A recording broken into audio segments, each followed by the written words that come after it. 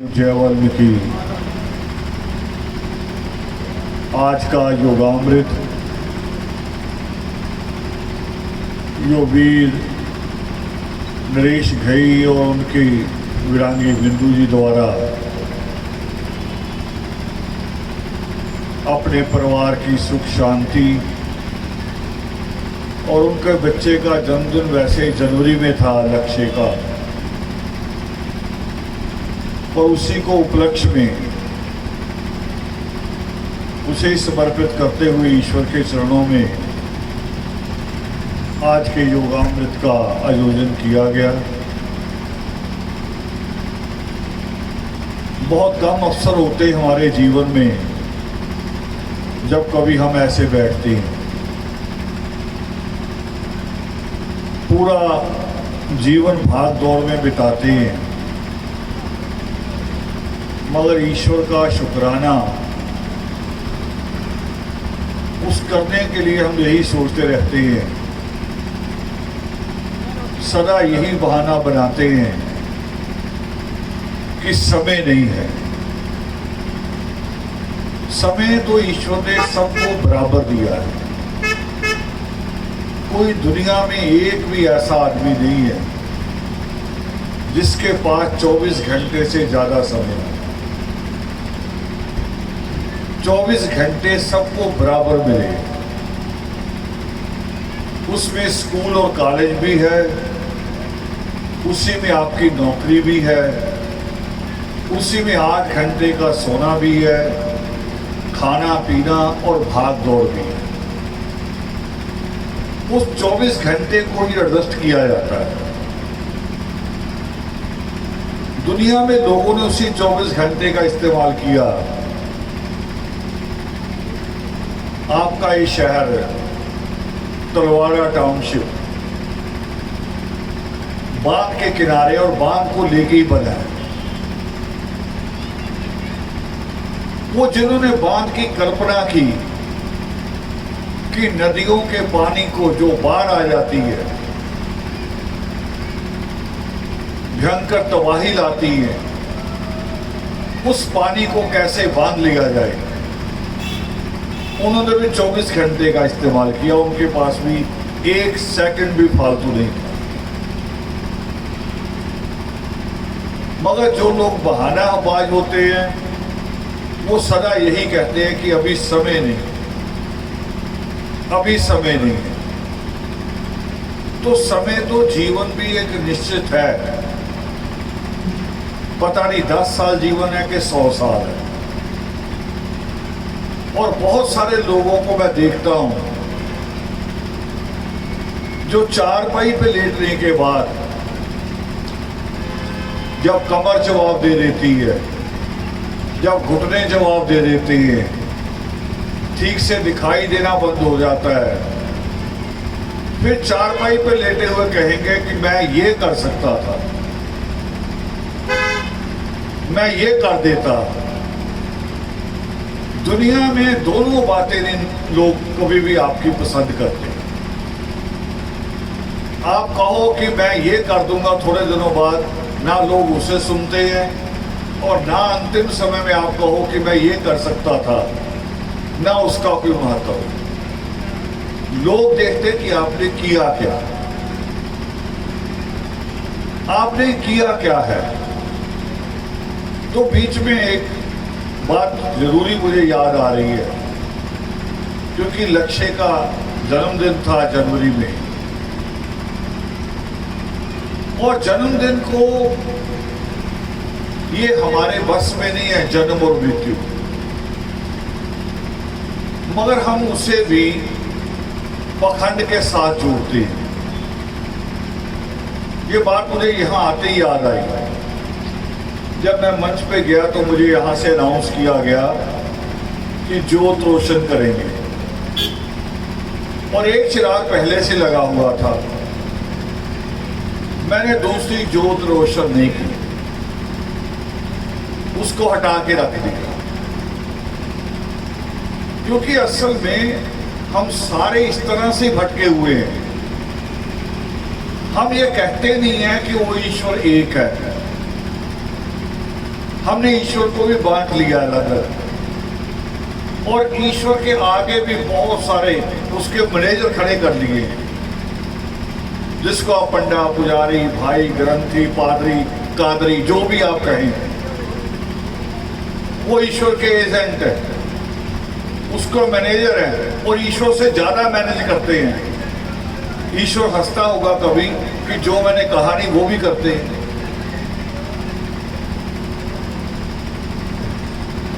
ऐसी ऐसी बातें रचते हैं। तो जन्म के साथ बता रहा हूं जो अभी भारत में हो रहा है। भारत में दो पाप बहुत बड़ी मात्रा में हो रहे हैं कि बिना सिजेरियन के जन्म नहीं होता और बिना वेंटिलेटर के आदमी नहीं मरता। महापाप हो रहे हैं दो। और कर कौन रहा है? ये अनपढ़ आदमी नहीं कर रहा, पढ़ा लिखा आदमी कर रहा। उसने तरकीब निकाली है। एक बिना पढ़ा लिखा है, 5-6 क्लास जाता है स्कूल में, कभी नहीं भी जाता, बाप की पोथी लेके बैठ जाता है, लोगों की जंत्रिये बनाता है, जन्म कुंडलियां बनाता है। अब पहले जन्म कुंडली बनती थी जन्म के बाद। अब भारत इतना पापी देश हो गया, जिस देश में सारे भगवान पैदा हुए हों, करे भगवान बाहर नहीं पैदा होने दिया हमने, सिर्फ भगवान का एक बच्चा बाहर पैदा हो गया ईसा, वो भी पता नहीं, इनको पता नहीं चला। मगर पापी इतने ज्यादा हैं कि पहले जन्म के बाद जन्म पत्री बनती थी, अब जन्म से पहले जन्म पत्री बनती है। पंडित से पूछ के मां मरती या मर जाए, बहू मरती या मर जाए। पंडित ने जो समय दिया, भी इतने बज के इतने समय पे इसका जन्म हुआ, तो बहुत बड़ा भाग्यशाली होगा, सिजेरियन करा देते, करे चीर दो पे, इतने बजे ही बाहर आना चाहिए। ये तो हम ईश्वर को चैलेंज कर रहे हैं। और सबसे ज्यादा जागरण होते हैं हमारे यहाँ, सबसे ज्यादा कथाएं होती हैं, सबसे ज्यादा कीर्तन दरबार होते हैं, उसके बाद भी सबसे ज्यादा पापी है। और पापी कौन पाप करवा रहा है? जिनको मैंने कहा, जो ईश्वर के दलाल पैदा होते हैं, एजेंट पैदा होते हैं। वो अपना पेट पालने के लिए उल्टी सीधी बातें रचते रहते हैं कि मुझे चढ़ावा ज्यादा मिल जाए। चढ़ावा तो ईश्वर कभी भी नहीं उठाता, हम ही लोग उठाते हैं। और एक समय था भारत का जब गुरुद्वारे में चढ़ा हुआ पैसे से खालसा स्कूल बनते थे, मंदिर में चढ़े हुए पैसे से आर्या स्कूल बनते थे। एक भारत वो था। और एक भारत आज है, जब ज्यादा विकास कर दिया, जब ज्यादा अमेरिका कनाडा जाने लगे हैं, तो उतने ही ज्यादा पापी हुए। तो जब कभी भी ईश्वर की बात मन में आए, जरूरी नहीं है कि हम इतना आयोजन करें। नित्य में तो एक श्लोक आता है कि पाना आत्म ज्ञान गर, अडम्बरों का क्या काम, एक कोना ही बहुत है बस करने को है। कि किसी अडम्बर की जरूरत नहीं है, आपने ईश्वर को याद करना है। महात्मा रावण ने भी ये बात कही थी। वो करे आप घर के किसी कोने में बैठ के भी ईश्वर को याद करेंगे, जब वो कण कण में है, तो आपके घर के कोने में क्यों नहीं? आपकी छत पे भी मौजूद होगा, किसी पेड़ के नीचे भी होगा। उसके लिए आयोजन ही करो आप बहुत बड़ा, ये जरूरी नहीं है। और आयोजन करो तो फिर उसमें ईश्वर के खौफ को याद रखो, उसकी जो हाजिरी है ईश्वर की, उसका जो एग्जिस्टेंस है, उसको याद रखना जरूरी है। जैसे इस परिवार ने किया, नरेश जी के परिवार ने, ये बच्चे की पार्टी दूसरी तरह से भी कर सकते थे, जैसी आदत होगी पंजाब वालों की। पहले तो लोग विवाह शादियों में पर्दे के पीछे छुप के पैक लगाया करते थे, और इधर आके मुंह में लाची डाल देते थे। और अब पंजाब में रिवाज होगा, टेबलों पर सजाई जाती है शराब, घर के लोग प्रबंध करते हैं, लड़की की शादी हो वो भी प्रबंध करते हैं। वो कह रहे इसके बिना रिश्तेदार नाराज हो जाएंगे। मगर इस परिवार ने, नरेश और बिंदु के इस परिवार ने सच में ईश्वर की सत्ता को स्वीकार किया, माना कि हमें अपने बच्चे के लिए अगर शुक्राना करना है, अपनी खुशी अगर अपने दोस्तों, मित्रों, रिश्तेदारों से बांटनी है तो किस तरह से बांटनी है, उसको बांटने का तरीका इससे बेहतर दूसरा तरीका नहीं है। खाना यहां भी बना होगा, कई तरह की सब्जी भी बनी होगी, और खाने से मुझे समझ में नहीं आ रहा कि हमारा कोई भी धार्मिक काम बिना खाने के होता ही नहीं। मैं पोस्टर पढ़ता हूं बड़े बड़े, लिखा होगा कि लंगर अटूट चलेगा, यानी इसके नाम पे बुलाते हैं, लंगर के नाम पे, ईश्वर के नाम पे नहीं कि ईश्वर मौजूद रहेंगे, इसके नाम पे नहीं बुलाते, लंगर चलेगा। और जितने बाबे हैं पंजाब के, उनका तो पक्का सिस्टम है, उनके डेरों पे लिखा होता अगला भंडारा इतनी तारीख को, देसी तरीके लिखी होती है, वो सबने याद की होती है कि हाड़ में कौन सा भंडारा है, जेठ में कौन सा भंडारा है। भाई भंडारों पे जोर है। एक शब्द हम बोलते हैं पंजाब में, वो शब्द है गुरुवाणी। फिर गुरुवाणी बड़ी है या भंडारा बड़ा है? नोट करता हूं मैं बहुत बार, औरतें व्रत रखती हैं करवा चौथ का। कहने को इसका अर्थ है आमतौर पे सादे शब्दों में व्रत का अर्थ होता है भी कुछ नहीं खाना। मैं अगर दिल्ली जाते जाते रास्ते में चाय ना पीऊं तो उसका मतलब है 50 रुपए बच गए। पर करवा चौथ का मतलब ये है कि पैसे बच गए। करवा चौथ का तो मतलब ये है कि 1-2 तनख्वाह फालतू लग गई। और बड़ा उसका धार्मिक तरीका, आदमी की उम्र बढ़ेगी, कह रहे हो आदमी की भी उम्र बढ़ाने के लिए नए सूट की क्या जरूरत है? भूखे रहना है, भूखे रहने के लिए सूट का क्या संबंध होता है? जब हम छोटे थे तब देखा करते थे, आपके यहाँ तो पता नहीं सिनेमा हॉल है कि नहीं है, हमारे यहाँ सिनेमा हॉल थे लुधियाना में। 12 बजे का शो, 3 बजे का शो, व्रत वाले दिन लिख देते थे केवल लेडीज का होगा। तो मैंने कई बार पूछा भी लेडीज का शो क्यों करे, आज करवा चौथ है, आज उनका दिन है। तो बड़ा अजीब लगा, करवा चौथ है, आदमी की उम्र बढ़ानी है और सिनेमा देखने जाएगी। आदमी की उम्र धर्मेंद्र और हेमा मालिनी का गाना देखने से बढ़ेगी या ईश्वर को याद करने से बढ़ेगी या उसके विधान को मानने से बढ़ेगी? और मैं लंगर भंडारे की बात कर रहा था। करवा चौथ जिससे रखती हैं औरतें, कहती तो है कि भूखी रहेंगी, मगर सुबह 5 बजे उठ जाती हैं। वैसे दूध नहीं इनके हिस्से में आता, कभी दूध लड़कों के हिस्से में रहता है, दूध मलाई। माओ ने ये भी, जब माँ बनती है तब ये भी यही करती है, लड़की को सुबह उठा के कहेंगी चाय बना ले, मलाई खराब ना करना, मलाई तेरे लफंगे भाई के लिए, जो ज्यादा लफंगा हो, जो ज्यादा घूमता हो इधर उधर। करवा चौथ वाले दिन का भी दाव लग जाता है। 1 लीटर दूध में फेनिए डाल के खा लेंगे।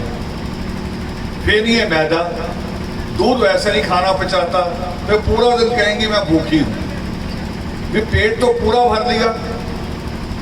डॉक्टर क्या कहते हैं जिस दिन आपने अपना चेकअप कराना हो, वो कह रहे रात 12 बजे के बाद कुछ नहीं खाना, खाली पेट आना, चेकअप होगा। डॉक्टर तो कह रहा 12 बजे के बाद कुछ नहीं खाना। ये भगवान को धोखा देती, सुबह 5 बजे खा लेती। मैं खाने की बात से जोड़ रहा हूं, असल में भी खाना जरूरी है। या खाना कोई अमृत है, भंडारों पे जोर देते हैं। खाना कोई बड़ी चीज नहीं। 5 बजे खाती हैं, शाम को 5 बजे बजते 4 बजे आकाश को देखना शुरू कर देती है। कहीं मामा जी नहीं आए अभी तक। 4 बजे कभी चांद निकलता है? यानी 12 घंटे भी इनका दूध और फेनियां साथ नहीं देती। तो इसका मतलब किसी मंदिर गुरुद्वारे का जहां का मर्जी लंगर खा लो, वो 4-6 घंटे से ज्यादा आपका साथ नहीं देता। 4-6 घंटे के बाद खत्म। मुसलमानों ने इससे बड़ी चीज चुनी है। उन्होंने सबसे वो चीज चुनी जिसमें सबसे ज्यादा कैलोरी हो। जो लोग मांस मछली खाते हैं वो सोचते हैं कि कैलोरी मांस मछली में है। मांस मछली में 150 कैलोरी होती है और खजूर में होती 352। मुसलमानों ने अपने रोजे के साथ खजूर को जोड़ा कि ऐसी चीज खाओ जो पूरे 24 घंटे एनर्जी दे दे, मगर वो भी नहीं देती। और अगर दे भी, मैं कह रहा हूं अगर दे भी, तो आपको वो चीज चाहिए जो 24 घंटे साथ दे, या वो चीज चाहिए जो आपका पूरा जीवन बदल दे। सोचो आपको क्या चाहिए? भंडारा चाहिए या गुरुओं के मुख से लिखी हुई वाणी चाहिए?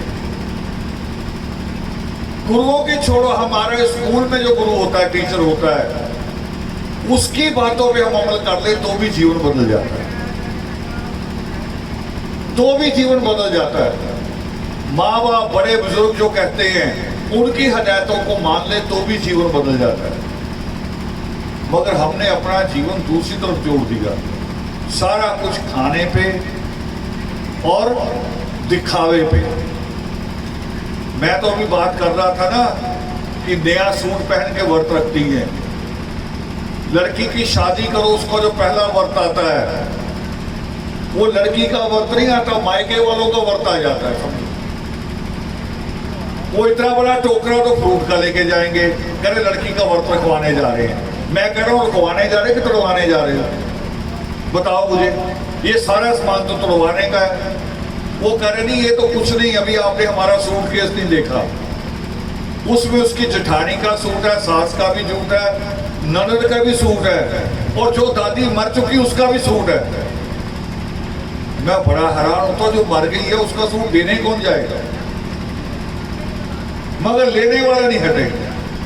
लेने वाले को लगता कि मैं ही ले रहा हूं, मगर उसे ये नहीं पता मेरे घर में भी लड़की है, आगे देना भी पड़ेगा।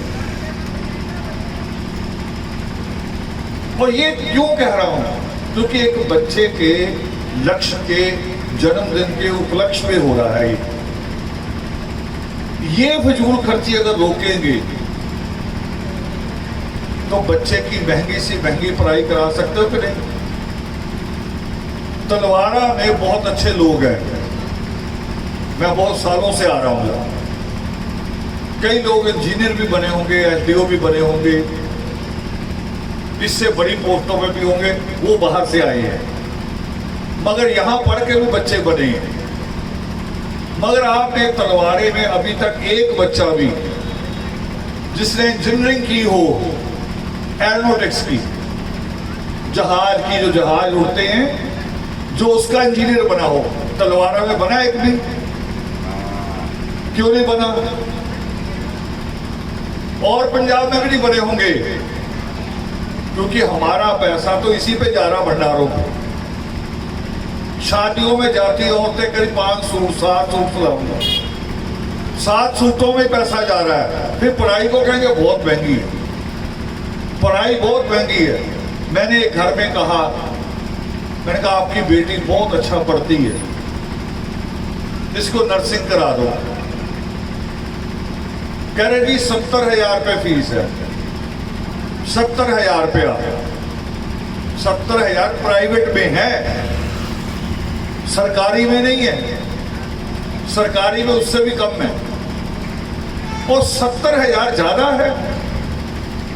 लगेगी फीस के नाम पे आपको ज्यादा, मगर वो बताओ, आप जिस दिन लड़का लड़की की देखा दिखाई करते हो, उस दिन कितना पैसा खर्च करते हो? अभी शादी नहीं कह रहा हूं, देखा दिखाई पे कितना पैसा खर्च होता है।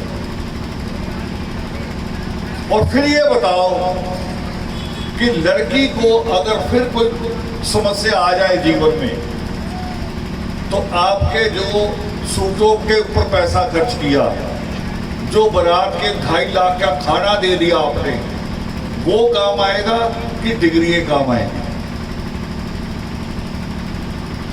इंदौर की एक बेटी थी, मेरे से बात करती, बहुत समय करती रही। 1 महीने बाद ही उसकी शादी में समस्या खड़ी हो गई। रोज रात को 11 बजे फोन करके रोना, और रो के मुझे क्या कहना, मैं मरूंगी। और मैं कभी उसे मिला नहीं था, पता नहीं कहां से नंबर लिया। और लॉ ग्रेजुएट, लॉ किया होगा उसने। फिर मैंने एक दिन कहा, मैंने कहा बेटे मुझे ये बताओ, अगर तुम सच में मर जाओ या मरने का प्रयास ही कर लो, वो उठा के तुम्हें हॉस्पिटल ले जाए, पुलिस केस बन जाए, तो तुम्हारा फोन देखा जाएगा और आखिर में रात को फोन तुम मुझे करती हो, कौन फंसेगा? उसमें तो फोन का कॉल आएगी ना, बात क्या आई ये तो नहीं उसमें होता कि बात क्या होगी। रो भी नहीं, हंस भी पड़ी। मैं कहा हंसो नहीं, मैं गंभीर बात कह रहा हूं। सारी बात घूम पे मेरे ऊपर आ जाएगी। एक तो कल दिन में बात करना और रोना नहीं, आराम से बात करना। दूसरे उसका दिन में फोन आया, मैंने कहा तुमने लॉ किया है, आगे जुडिशरी की तैयारी करो या LLM करो, तो जो जवाब आप भी देती हैं बहुत जल्दी कमजोर हो जाती है लड़की। कमजोर नहीं होना। कह रही जी किसके लिए करूं? मैं किसी के लिए तो करना ही नहीं है। मेरा ये सवाल ही नहीं कि तुमने अपने मायके या ससुराल के लिए करना है। तुम सबसे पहले अपने लिए करो, अपने लिए करो, दूसरे को छोड़ दो, निकाल दो बीच में। फिर भी समझ में नहीं आई उसको बात। फिर मैंने एक मिसाल दी। मैंने कहा अभी जो तू रोज रोती है, बीमार रहने लगी है, जब तेरी सास को पता चले, तेरे पति को पता चले, वो ये तेरी हालत देख के खुश होंगे कि दुखी होंगे? कह रही नहीं, वो तो बहुत खुश होंगे कि अच्छा है रो रो के मर जाए। तो मैं कहा अगर तू जज बन जाए कल को, तेरी कार आके रुके, ड्राइवर लग हो और एक चपड़ासी आके तुम्हारा गेट खोले और तुम रोक के साथ उसमें से उतरो, फिर तेरे ससुराल का क्या हाल होगा? कहीं फिर वो रो रो के मरेंगे। तो मैं कहा ये कर, चल यही तरीका ले ले। तुम्हें मेरी पहली बात नहीं समझ में आई कि अपने लिए पढ़, चल दूसरी बात ले ले। मगर हम जो इतना खर्चा करते हैं फजूल खर्चियों पे, तो सच में फिर पढ़ाई महंगी लगी। जब पैसा खराब ही कर दिया, दिखावे पे ही खराब कर दिया, तो फिर कैसे बचेगा बच्चों के? और ईमान से बताओ कि आपकी फजूल खर्ची, आप मान लो बड़ा बंगला भी बना लो, बच्चे के वो काम आएगा कि डिग्री काम आएगा? बड़ा बंगला भी बना लोगे ना, तो बच्चा लायक नहीं होगा तो उसका बिजली का बिल नहीं दे सकेगा, उसकी मेंटेनेंस नहीं रख सकेगा। भी साल बाद अगर रंग रोगन कराना है ना, तो नहीं करा पाएगा अगर काबिल नहीं होगा। काबिल बनाओ बच्चों को। इसलिए मैंने बात छेड़ी कि तक्षक के जन्मदिन के उपलक्ष्य में, और उसके माँ बाप भी ये लक्ष्य बना के चले कि हमने अपने बच्चे को क्या बनाना। मैंने आज एक बात कही बीच में कि अभी तक इंजीनियर बहुत हुए तलवारा में, मगर जहाज का इंजीनियर नहीं बना। सोचो, कार के इंजीनियर के पास आप जाते हो ना, इंजीनियर भी नहीं होता, मिस्त्री होता है। आप कह रहे गड़बड़ हो रही, कुछ आवाज सी आ रही है, वो आधे घंटे में 500 रुपया मांग लेता है। मांगता कि नहीं मांगता 500 रुपया? और मजदूर की पूरे दिन की दिहाड़ी 500 है। देखो हिसाब लगाओ, उसके आधे घंटे के और मजदूर के 8 घंटे का 500 बराबर। और जो जहाजों का इंजीनियर होगा उसका भी क्या होगा। और बच्चों से भी ये पीछे बैठे युवा ज्यादा, घूमना फिरना अच्छा लगता, पढ़ाई छोड़ देंगे बीच में। मैं कह रहा हूं 5-7 साल लगा लो, क्योंकि छोड़ते कम है 8वीं 10वीं के बीच में। उसके बाद 5-7 साल का ही चक्कर होता है। 5-7 साल तपस्या कर लो, तलवाड़ा की सड़कों पे आवारा नहीं घूमना पड़ेगा। किसी बड़ी कंपनी को ज्वाइन करोगे और 2 साल बाद कंपनी टिकट देगी कि जाओ सिंगापुर घूमाओ। ये फर्क होगा 5 साल की मेहनत का। 5 साल बाद कंपनी दोबारा टिकट देगी कि जाओ पूरी फैमिली को ले जाओ। जो मां ने कभी जहाज में बैठने की कल्पना नहीं की, उस मां को भी ले जाओ। ये फर्क पड़ता है। हम माए जो है ना, आज माए पूरा पंजाब, तलवाड़े की स्थिति मुझे इस मामले नहीं पता, नशे के मामले में नहीं पता मुझे, मगर पूरा पंजाब जो आज नशे से मर रहा है। और पता उसका दोषी कौन है? हम तो कहेंगे नशा बेचने वाला है ना, फिर कहेंगे पुलिस वाला, फिर कहेंगे कोई लीडर इसकी मदद करता है। उसका पहला दोषी मां है। बच्चे जब बड़े होते हैं बाप से दूर होकर बैठना शुरू कर देते हैं, मगर मां से दूर होते हैं। जितने बड़ा मर्जी लड़का हो जाए, मां तो वैसे ही गले मिलेगा, दादी के गोदी में सिर रख देगा। कोई सेंट लगा के आता, पाउडर लगा के आता है तो हमें पता चलता कि नहीं चलता, बीच सेंट लगा रखा, पाउडर लगा रखा। और कोई नशा करके आई तो बताओ मां को पता चलेगा कि नहीं चलेगा? माएं पर्दा डालती हैं, वो पर्दा बाप की 2-4 मिनट की डांट पे डाल के उसका पूरा जीवन खतरे में डाल रही है। पूरा जीवन। कोई भी गलती है, मां को सबसे पहले पता होती है कि मेरा लड़का ये गलती कर रहा है। मैं तो पूरे भारत में जाके बात करता हूं कि सरकार ने नारे गलत लिखे गए।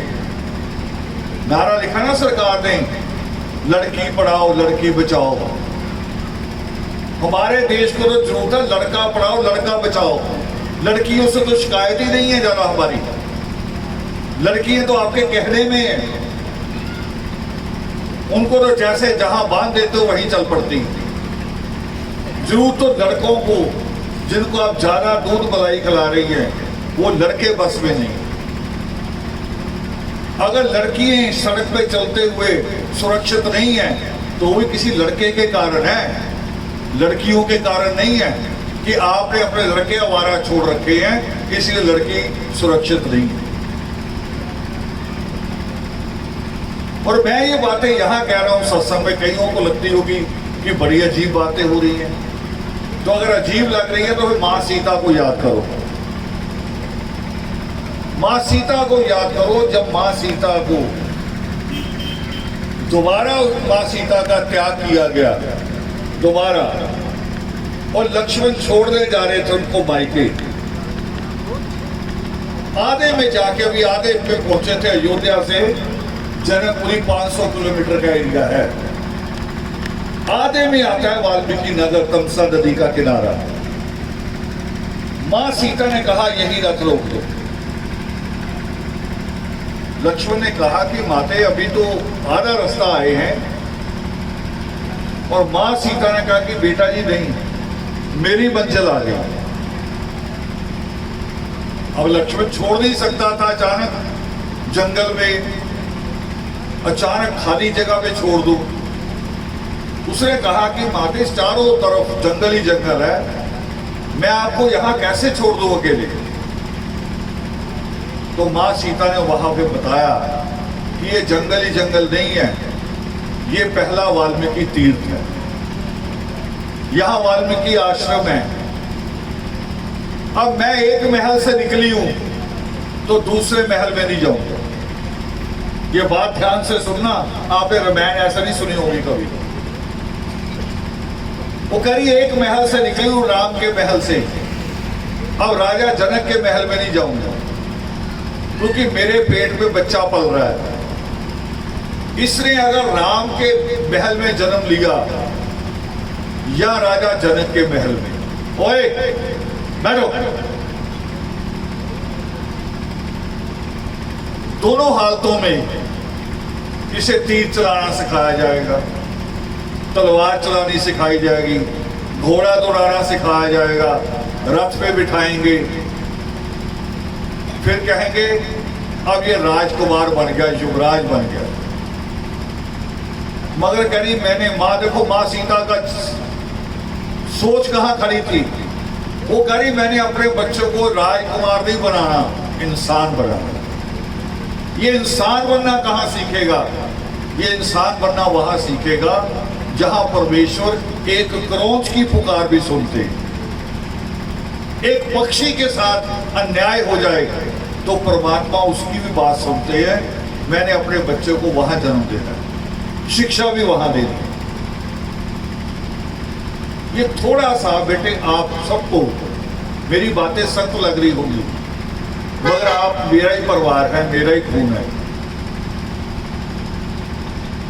और अगर आपके सिर पे आपके साथ डिग्री ना जुड़े, डिग्री आपके साथ भी जुड़ेगी। जब आपका बच्चा डॉक्टर बनेगा ना तो आप डॉक्टर की मां बन जाएंगे। ये नहीं कि डिग्री बच्चे को मिलेगी। जिस तरह आपका बच्चा जज बनेगा, आप जज की मां हो जाएंगे। तो जब तक ये सम्मान नहीं आएगा जो सृष्टिकर्ता वाल्मीकि दयावान कहते हैं, वो कहते हैं कि जननी और जन्मभूमि स्वर्ग से भी बढ़कर है। मगर बनेगी कैसे? लाड प्यार करके अपने बच्चों को बिगाड़ दे तो जननी कहलाने के लायक भी नहीं रहेगी। जो लाड प्यार करके अपने बच्चों को बिगाड़ दे वो जननी कहलाने के लायक भी नहीं रहेगी। और वो मां जिसका बच्चा आवारा हो, शैतानियां करता घूमता हो, कितना सारा गहना पहन के निकले, कितना महंगा सूट पहन के निकले, लोग शायद मुंह पे तो कह दे जय वाल्मीकि, पीठ पीछे कहेंगे। और एक मां सादा से कपड़ों में नायलॉन चप्पल पहन के निकले, मगर उसका बच्चा डॉक्टर हो, उसका बच्चा जज हो, लोग उस मां के पैर छुएंगे कि ये जज की मां है।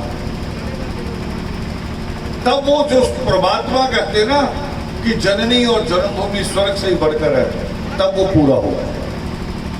तो इसलिए मेरी प्रार्थना है आप सबके चरणों में कि अपने शौक छोड़ दो। दो चीजें हैं, एक बदल चुन लो, सूट बदलने हैं कि किस्मत बदलनी है। सृष्टिकर्ता वाल्मीकि दयावान कहते हैं कि किस्मत आपके हाथ में है, ईश्वर किसी की किस्मत नहीं लिखता। आप जैसा जैसा कर्म करते हैं लिखा जाता है, उसी उसी का फल मिलता है। टीचर भी हमें वही अंक देते हैं ना, वही नंबर देते हैं, जैसा जैसा हम लिख के आते हैं वैसे वैसे नंबर मिलते हैं। जीवन भी वही है, ईश्वर का विधान भी वही है। आप जैसा अच्छा करोगे तो अच्छा मिलेगा, बुरा करोगे तो बुरा मिलेगा।